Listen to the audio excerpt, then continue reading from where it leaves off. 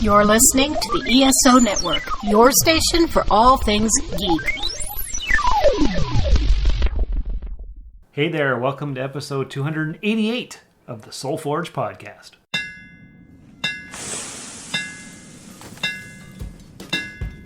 Welcome to the Soul Forge, a place of silent mystery, quiet contemplation, and outright mayhem. Join your host, Shawn Vanderloo, as he guides you through the adventures of living.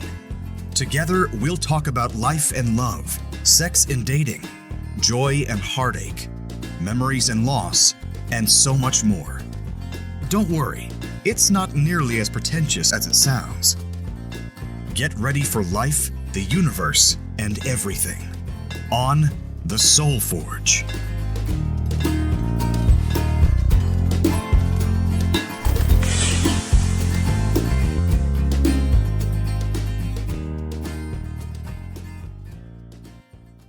Hey everybody, welcome back to the show. I'm your host Shawn, and with me this week is a special returning guest.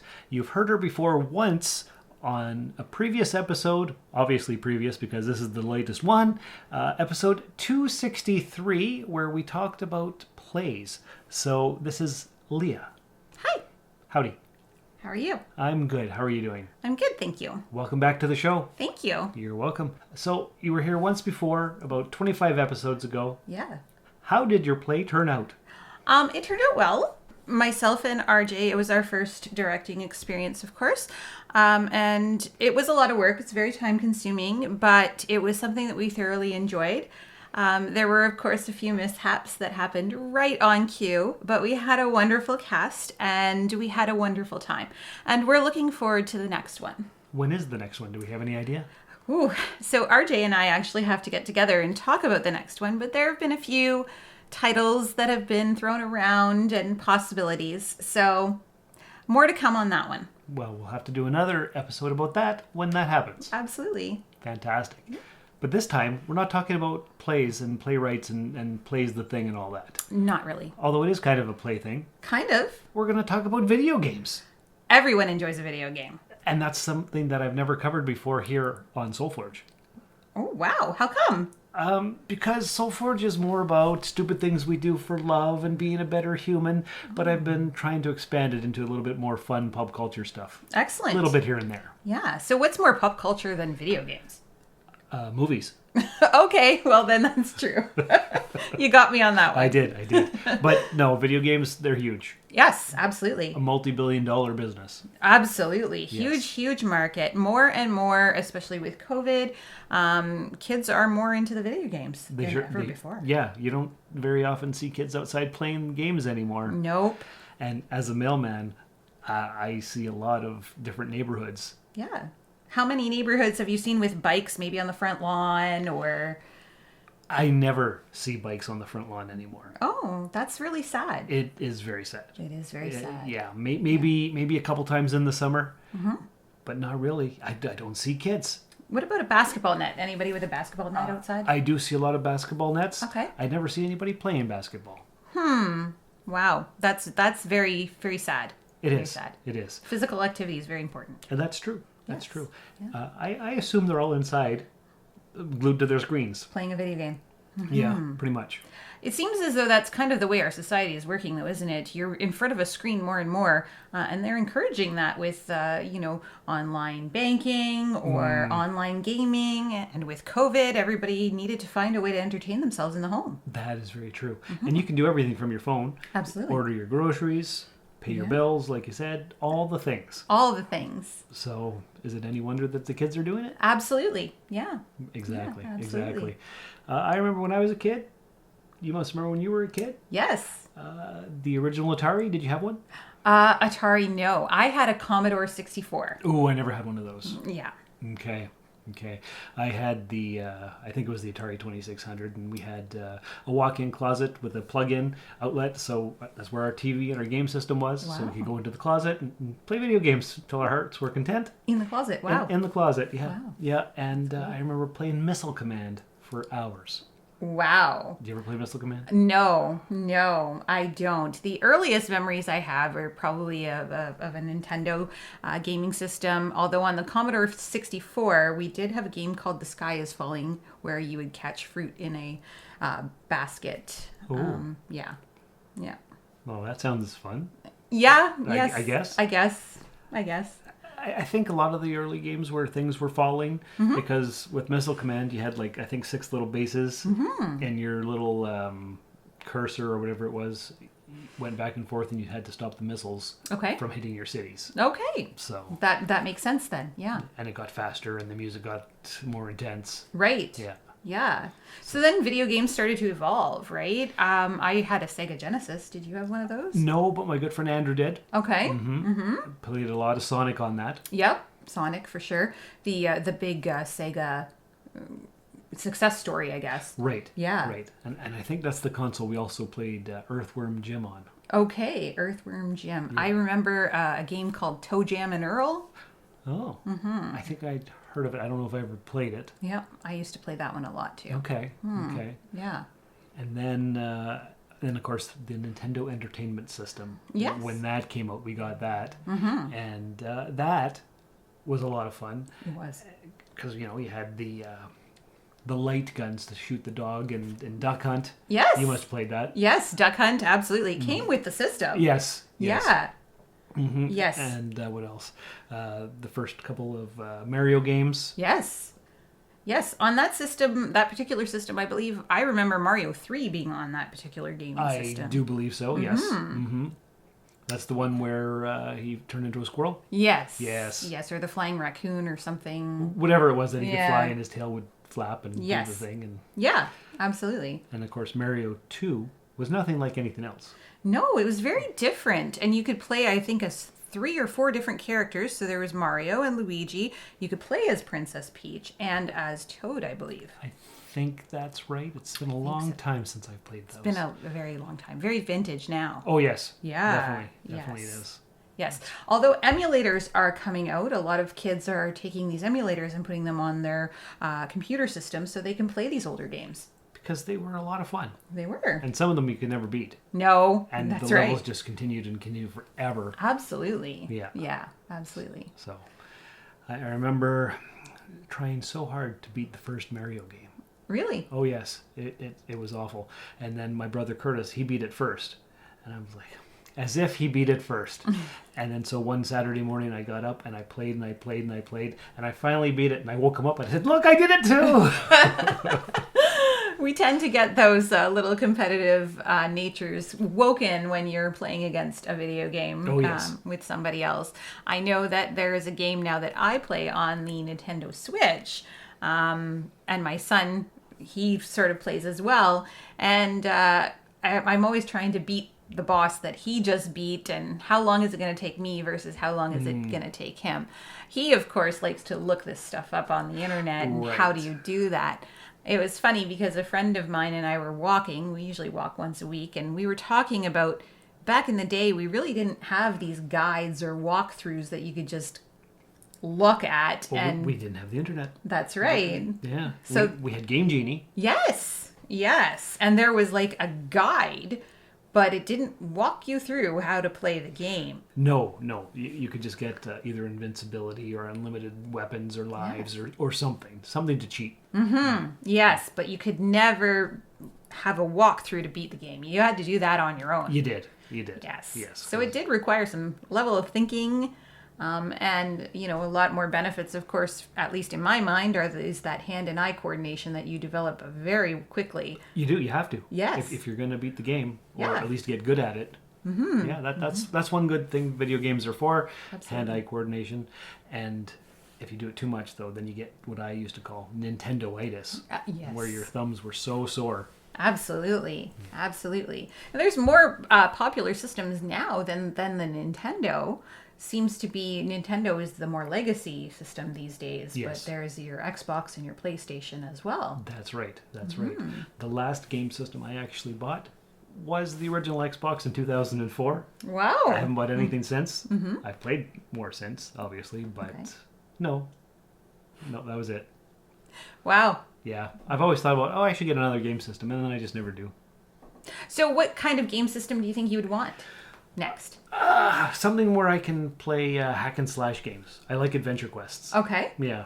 Because I've tried the whole Call of Duty where you're first person shoot. I just get myself killed all the time. I can't do those. So you like something more like platform to platform type of thing? I think so. Yeah. Questing, like Baldur's Gate or even a race car game.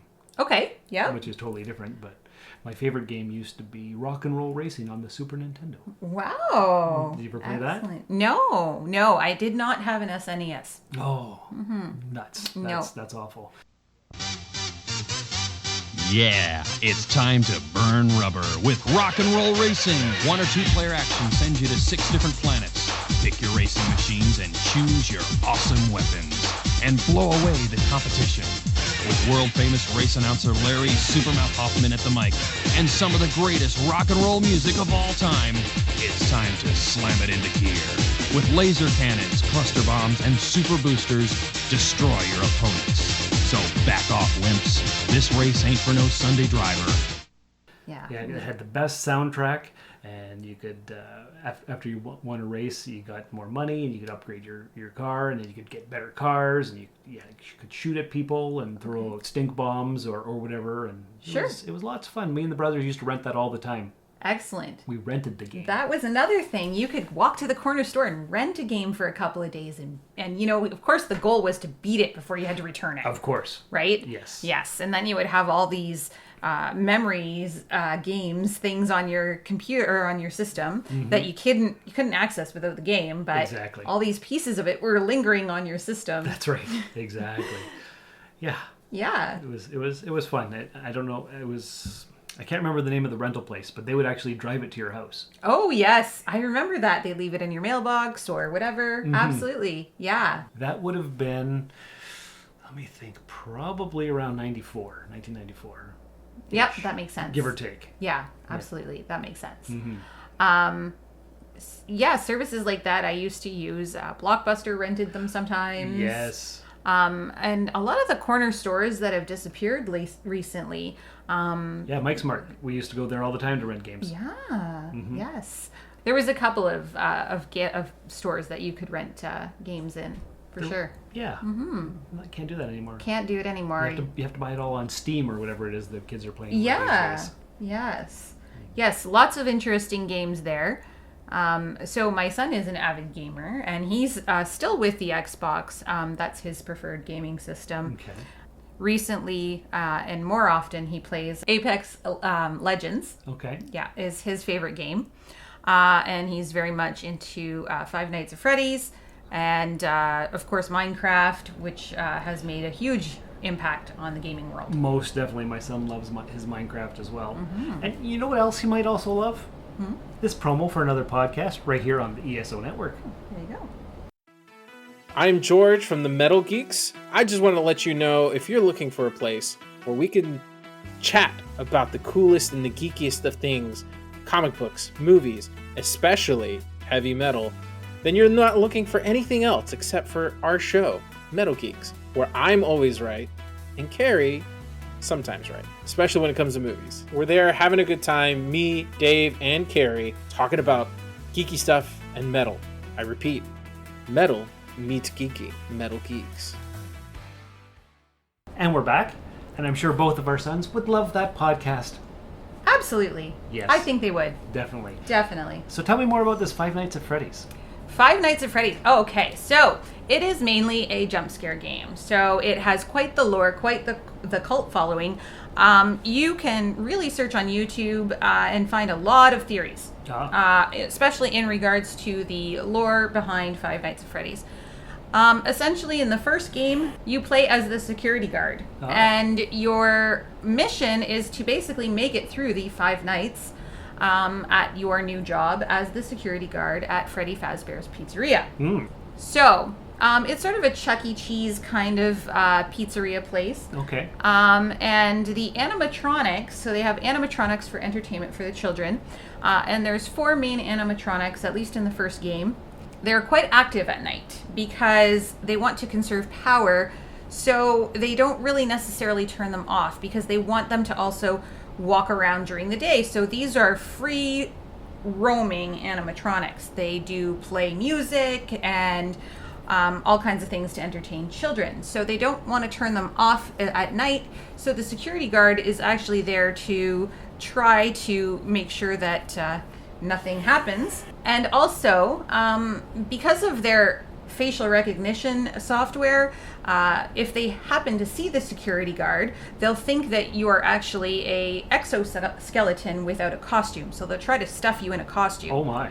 So you have to make sure that you close doors when it's appropriate, make sure that you check the cameras and that type of thing. So that's kind of where it all started. And of course, going by what my son has told me, who is very much into Five Nights at Freddy's. And isn't there a movie coming out this fall? There is. I believe it's October 27th. The movie will hit the theaters as well as on Peacock. It's streaming straight to the streaming I service. see. Okay. Okay. So we'll see if it's a good adaptation, because I think Hollywood is known for their poor adaptations of video game movies. Yes, absolutely. Although this one is a collaboration between Blumhouse and Jim Henson's Muppet production studios. So they're doing all of the animatronics, and nobody does it better than Jim Henson's. No, definitely not. So it might be good. And I have heard good things about the recent Super Mario Brothers movie. Mm-hmm. Not the one from the 80s. That was horrible. It was terrible. Yeah, awful. But this one here made quite a bit of money. Yes, yeah. I haven't seen it. Have you? I have not. I'm anxious to possibly see it, though. Did you happen to see the 80s movie? A long time ago. Really? Yeah. I actually heard a rumor, and this is just a rumor, that the actor who played Mario in the first one, he was a little upset about the remake. Apparently didn't like it very much. I think I heard that too, maybe. Yeah. Yeah. Yeah. And they've made lots of other video game movies, like the Lara Croft ones, Tomb Raider. Tomb Raider, and yes. They were okay-ish, but nothing has ever been a really faithful adaptation, has it been? No, I don't. I can't even think of one. Me neither.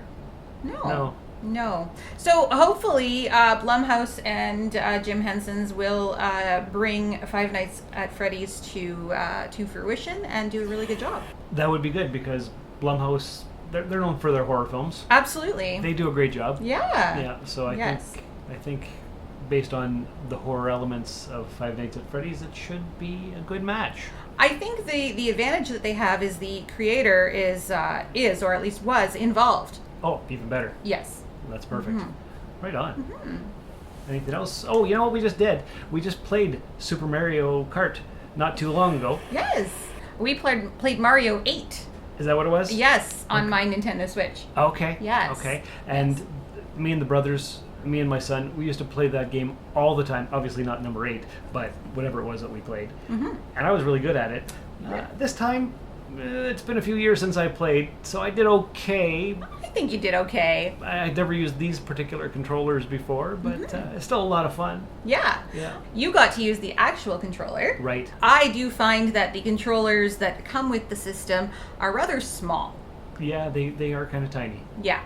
I mean, the advantage to them, of course, is that multiple people can use them to play. Yep. So you don't have to make any extra purchases, but I do find them rather tiny. Yeah, they are very small. Yeah. So I'm glad I had the actual controller, because I don't know if I would have liked the little one. Still a lot of fun. Absolutely. Yes. And Mario Kart seems to be the game that is continuous. They're continuously improving on it, adding more. Way more levels than what I'm used to. Yeah. And fun for all ages. Absolutely. So what could be better than that? Absolutely. It's definitely a timeless classic. It is. Yeah. It is. Yeah. Anything else we should talk about video games? Video game wise, and I mentioned earlier, my son and I, there's a game that we like to play, and it's called Hollow Knight. Oh, yes. And I sort of stumbled upon it because I was looking for games that I could play on my Nintendo Switch. Because it was new to me. I hadn't really played a video game console since the Nintendo Wii. Oh, wow. So I was looking for something to play, and it was on sale. So I came across it. Even better. The lore to this game is actually just starting to unfold. And again, a lot of YouTubers are sort of getting on board and trying to figure out the timelines and the lore. it's pretty good. There's a new one coming out, and I'm hoping to get my hands on that one as well. Excellent. Maybe you'll give us a review in an upcoming episode. That would be great. Yes. Awesome. So that's been our video game review of the SoulForge podcast. Something we've never covered before, but perhaps we will cover again. That would be great. So thanks for being on the show again. Thank you for having me. It's been my pleasure. All right, listeners, hope you all enjoyed our video game review this week. Take care of yourselves and each other. Leave a 5-star review in the podcatcher of your choice. And remember, imagination is the only weapon in the war against reality. Thank you for listening to another episode of the SoulForge podcast. Your support is greatly appreciated, and we hope you'll tune in again next time. Remember that you can visit soulforgepodcast.com for all of our social media links. And don't forget to share the show with everyone you know. The SoulForge podcast is your best source for living your best life. Think about it. Super Mario is back. He's blasting through worlds where no one has ever been. He's taking on enemies no one else dares. This time Mario plots up power wherever he goes, so he's bigger and badder than ever before. You've never seen creatures like these. You've never had an adventure like this. It's everything you've dreamed of and worlds more. It's Super Mario 2, only from Nintendo. Now you're playing with power. This has been a broadcast of the ESO Network. Be part of the crew and help support our shows by donating to our ESO Patreon or by shopping at the TeePublic store, which can all be found at www.esonetwork.com. The ESO Network, your station for all things geek.